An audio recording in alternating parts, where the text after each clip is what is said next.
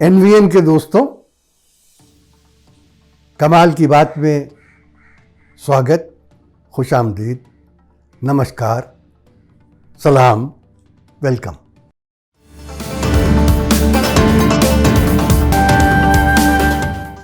दोस्तों, कोरोना ने, बल्कि कोरोना की दूसरी लहर ने हिंदुस्तान में जो कोहराम बर्पा किया है, जो हाहाकार मचाया है, उससे आप सब अच्छी तरह से वाकिफ हैं। जब हम ये वीडियो बना रहे हैं, उस वक्त हमें ये मालूम हुआ कि इस देश में कोरोना से संक्रमित होने वाले, उससे मुतासिर होने वाले लोगों की तादाद 4 लाख की फिगर को छू चुकी और मरने वाले 4000 से ज़्यादा हो चुके हैं। डेली बेसिस पे इतने केसेस इससे पहले कहीं दुनिया में नहीं हुए। इस तबाही को देखकर, इस क़यामत को देखकर, इस हंगामे को देखकर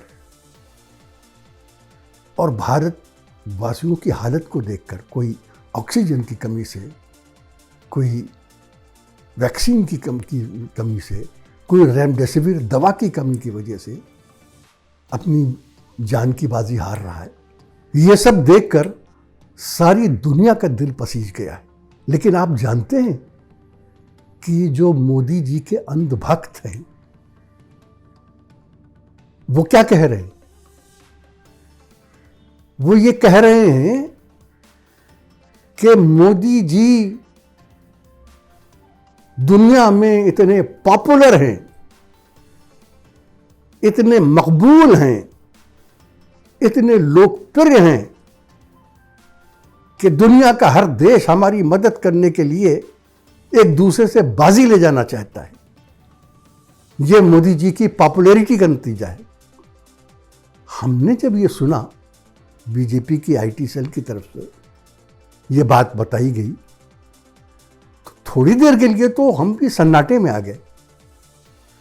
हमने सोचा कि क्या कोई इतना बेहिस, इतना कैलेस, इतना असंवेदनशील हो सकता है कि वो ये बात करे इस वक्त? कोई इतना निर्लज्ज हो सकता है? कोई इतना बेगैरत और बेहया हो सकता है जो ऐसी बातें करे? लेकिन थोड़ी देर के बाद हमारी समझ में आ गया कि ये बेहिसी नहीं है, ये असंवेदनशीलता भी नहीं है, ये कैलेसनेस भी नहीं है, ये बेगैरती के साथ एक शर्मिंदगी का एहसास। जी हां, एक अंदर से उठने वाली शर्मिंदगी कि जिस देश को हम विश्व गुरु बना रहे थे, हमारे प्रधान सेवक जिसे विश्व गुरु बना रहे थे, आज वो सारी दुनिया से दान ले रहा है। कोई मिस्टेक न कीजिएगा, ये मदद नहीं है, ये दान है। दान उसको कहते हैं कि जो मदद आपको दी जाए और उसकी कीमत अदा न करना पड़े, तो फिर वो दान ही कहलाती है। ये अंधभक्त कह रहे हैं कि दुनिया के 40 देश हमारी मदद के लिए आगे आ गए। यकीनन आ गए। लेकिन आपको कुछ मालूम है? इन 40 देशों में अमेरिका भी है, रूस भी है, चीन भी है, ब्रिटेन भी है, फ्रांस भी है, जर्मनी भी है, बेल्जियम भी है, पोर्चुगल भी है, सऊदी अरब भी है, यूनाइटेड अरब अमीरात भी है। दुनिया के बहुत से मालदार और बड़े बड़े देश हैं। लेकिन इन देशों में जो हिंदुस्तान को मदद दे रहे हैं, जिन्होंने कहा है कि वह हिंदुस्तान की मदद करना चाहते हैं, इन बड़े बड़े मुल्कों, इन मालदार मुल्कों के साथ एक छोटा मोटा नन्हा मुन्ना भूटान भी है। वो भूटान जिसकी रक्षा, जिसका डिफेंस, जिसकी विदेश नीति, जिसकी खारजा पॉलिसी, जिसकी फॉरेन पॉलिसी हिंदुस्तान कंट्रोल करता है। जी हाँ, वो भूटान जिसकी आबादी कुल 6 लाख है, यानी हिंदुस्तान के किसी छोटे से शहर के बराबर, वो हिंदुस्तान की मदद करने का ऐलान कर रहा है। ये बात शर्मिंदगी का बायस नहीं तो फिर क्या है? और ये जो कहा जा रहा है, ये इसी शर्मिंदगी को छुपाने के लिए कहा जा रहा है कि आज हम वहां पे आके खड़े हुए हैं जहां पर दुनिया हमें मदद दे रही है और हमारे पास इसके सिवा कोई चारा नहीं है कि हम उस मदद को कबूल कर लें। आपको एक बात याद दिला दी, ये डॉक्टर मनमोहन सिंह की ज़माने की बात है कि एक बड़ी विपदा आई थी और उस वक्त कई मुल्कों ने, कई देशों ने कहा था कि हम हिंदुस्तान की मदद करना चाहते हैं। उस वक्त डॉक्टर मनमोहन सिंह ने कहा था कि अभी हम समझते हैं कि हालात ऐसे हैं कि हम उन्हें संभाल सकते हैं, अभी हमें मदद की ज़रूरत नहीं है, लेकिन अगर हमें मदद की ज़रूरत पड़ी तो हम ज़रूर मदद मांगेंगे और मदद लेंगे। लेकिन मदद ली नहीं थी। आज कह सकते हैं नरेंद्र मोदी कि हमें मदद नहीं चाहिए, कह सकते हैं उनके अंधभक्त कि हमें मदद नहीं चाहिए, हम तो विश्व गुरु हैं, हम किसी से दान क्यों लें, लेकिन लेनी पड़ रही है। ये वही शर्मिंदगी है।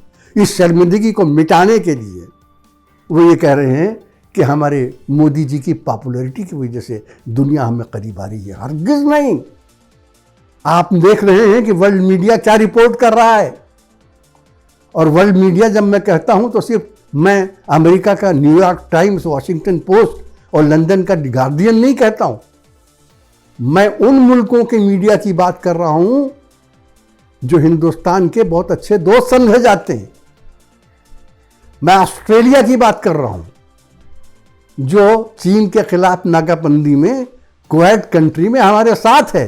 ऑस्ट्रेलिया के सबसे बड़े डेली द ऑस्ट्रेलियन ने, लंदन गार्डियन ने, वॉशिंगटन पोस्ट ने और हिंदुस्तान के सबसे अच्छे दोस्त इस वक्त जो हमें रफाइल भी दे रहे हैं, फ्रांस, उसके अखबार लिमोंडे ने नरेंद्र मोदी जी का नाम लेके क्रिटिसाइज किया है, नुक्ताचीनी की है।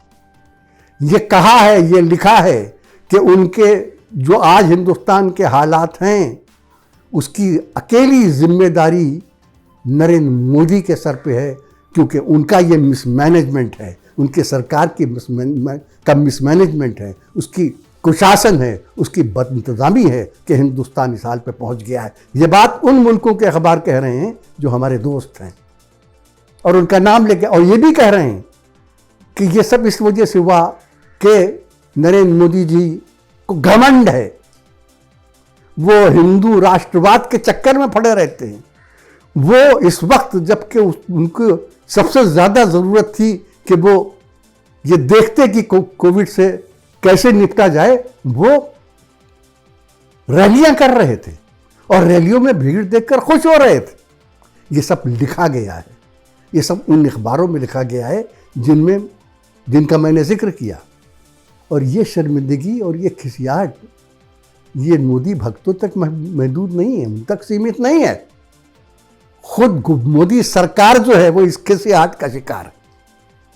यही वजह है कि जब द ऑस्ट्रेलियन और गार्डियन ने ये लिखा, और ये भी लिखा उन्होंने कि इस वक्त कुंभ मेले की इजाज़त देना भयंकर गलती थी, तो उसके ऊपर सरकार खिसिया गई।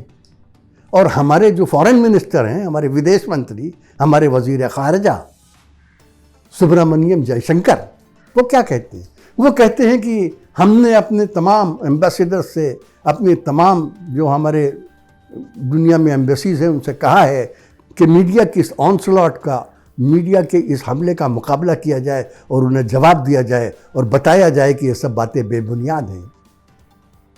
एक एम्बेसडर ने द ऑस्ट्रेलियन के एडिटर को लेटर भी लिख के कहा कि साहब आप लोगों ने अपनी सारी एनालिसिस जो है वो कुंभ मेले और बंगाल की रैली पर केंद्रित करके कर दी है, जो बेसलेस है। लेकिन क्या हुआ? उस लेटर को उस धमकी को उस अखबार ने रद्दी की टोकरी में डाल दिया। आप भूल गए हैं जयशंकर साहब, आप किससे बात कर रहे हैं? आप टाइम्स ऑफ इंडिया से बात नहीं कर रहे हैं, आप हिंदुस्तान टाइम्स से बात नहीं कर रहे हैं, आप दैनिक जागरण और अमर उजाला से बात नहीं कर रहे हैं, जिनको आप धमकी देंगे तो वो दुबक के बैठ जाएंगे, या जिनको आप ये कहेंगे कि हम तुम्हारा एडवर्टीजमेंट बंद कर देंगे तो वो दुम हिलाने लगेंगे। आपको एक दिलचस्प वाकया सुनाऊं। मुझे साल तो ठीक से याद नहीं है, या तो 2017 था या 2018 के शुरू की बात है। अमेज़न के boss CEO Jeff Bezos Hindustan आए थे और आके उन्होंने कहा कि हम हिंदुस्तान में $2 बिलियन का इन्वेस्टमेंट करना चाहते हैं।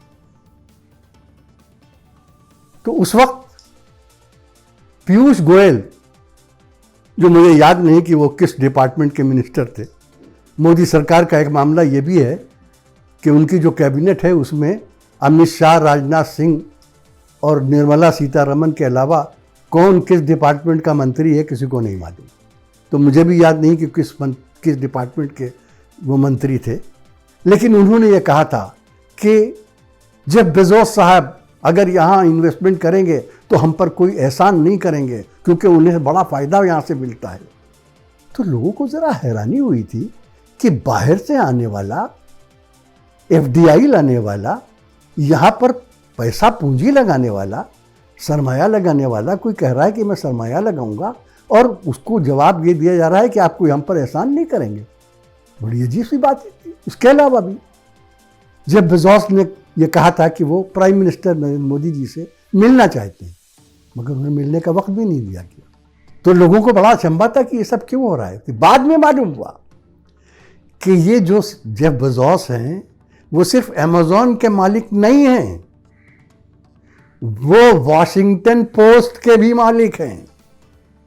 वो अखबार जो मोदी और मोदी सरकार की हरकतों को अक्सर बेनकाब करता रहता है और जिससे मोदी जी और मोदी जी की सरकार बहुत खफा भी है।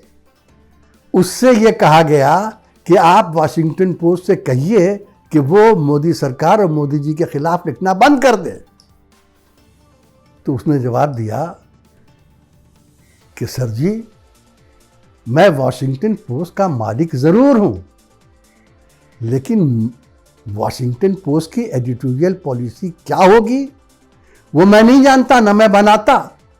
वो वहाँ का हमारा एडिटोरियल स्टाफ बनाता है, मैं उसमें दखल भी नहीं दे सकता, और अगर मैं दखल दूँ तो वो मेरा दखल बर्दाश्त भी नहीं करेंगे।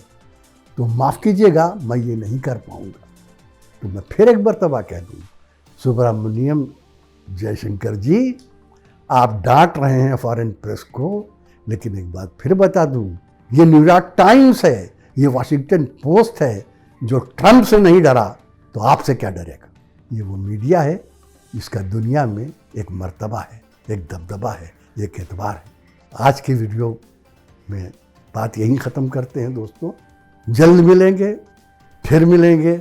मैं जानता हूँ आप जो ये 5 स्टेट्स के इलेक्शन हुए हैं उनका रिजल्ट का इंतज़ार कर रहे हैं, मैं भी कर रहा हूँ, और अगली बार मिलेंगे तो उन्हीं पर बात करेंगे।